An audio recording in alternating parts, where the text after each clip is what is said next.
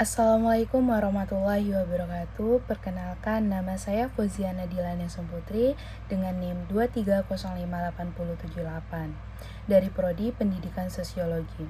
Tujuan saya kali ini membuat video ini untuk memenuhi tugas pertama administrasi dan supervisi pendidikan. Baiklah, saya akan menjelaskan materi pertama tentang konsep administrasi, di mana administrasi ini merupakan proses pengolahan berbagai sumber daya secara efektif dan efisien untuk mencapai tujuan organisasi.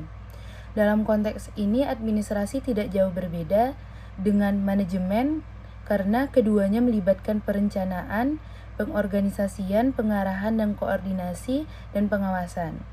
Dalam administrasi sendiri terdapat konsep 7M ditambah 1I, yaitu yang pertama, manusia.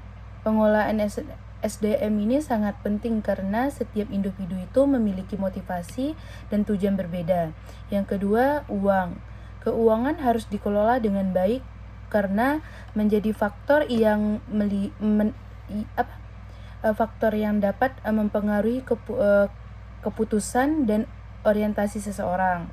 Selanjutnya, metode, cara atau strategi yang digunakan untuk mencapai tujuan organisasi. Selanjutnya, bahan material, sumber daya fisik yang diperlukan dalam administrasi. Selanjutnya, mesin atau peralatan, teknologi yang digunakan dalam proses administrasi. Selanjutnya, pasar atau penggunaan layanan, penerimaan manfaat atau penggunaan dari administrasi yang dijalankan.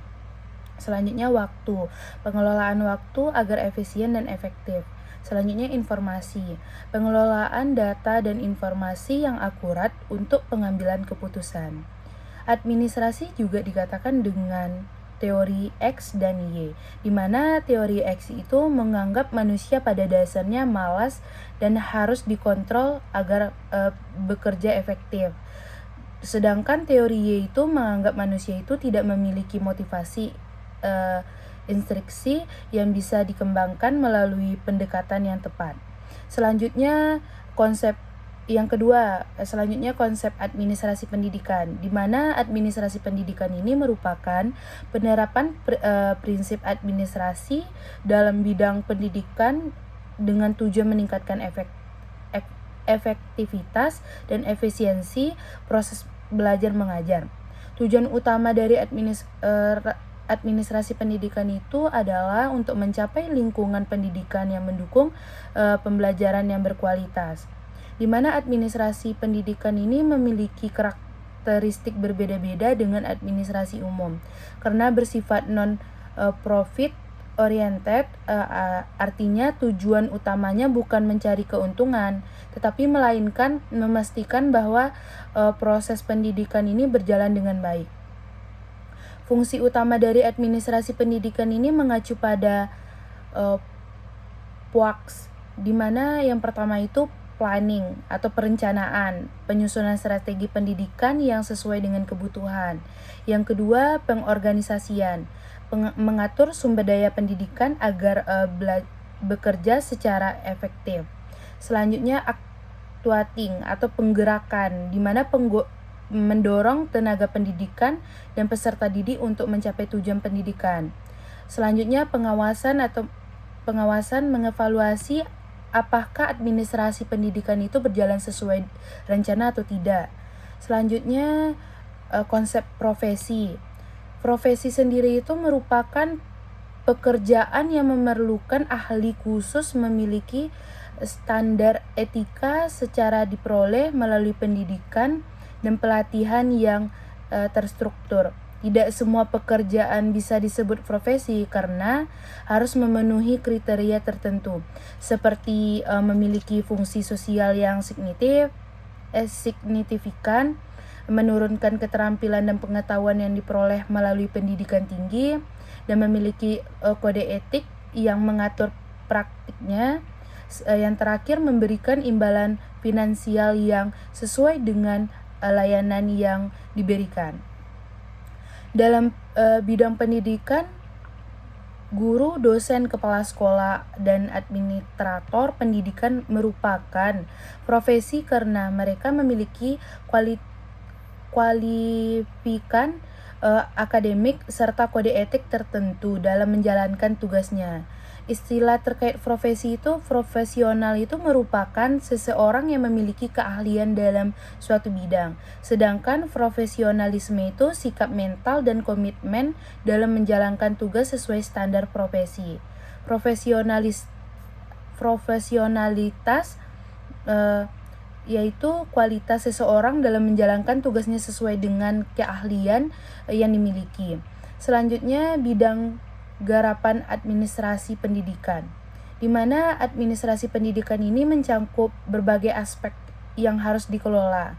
Di antaranya yang pertama, administrasi kurikulum, merupakan pengelolaan yang merancang kurikulum pendidikan agar sesuai dengan standar nasional dan kebutuhan pendidikan peserta didik. Yang kedua, administrasi pegawaian, mengatur tenaga pendidikan yang berpendidikan termasuk rekrutmen, pelatihan, dan pengembangan SDM. Yang ketiga, administrasi keuangan, di mana administrasi keuangan itu merupakan pengelolaan anggaran pendidikan agar digunakan secara efisien dan transparan.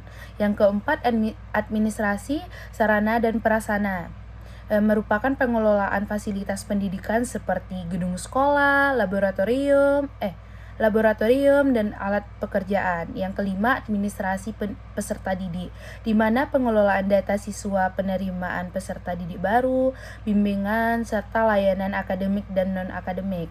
Yang keenam ada administrasi hubungan masyarakat atau disebut juga dengan humas, di mana mengelola komunikasi antara sekolah dengan masyarakat, orang tua, dan pihak eksternal lainnya. Dengan memahami garapan administrasi pendidikan tersebut, seseorang administrator pendidikan itu dapat memastikan bahwa seluruh aspek pendidikan berjalan secara efektif dan mendukung tercapainya tujuan pendidikan.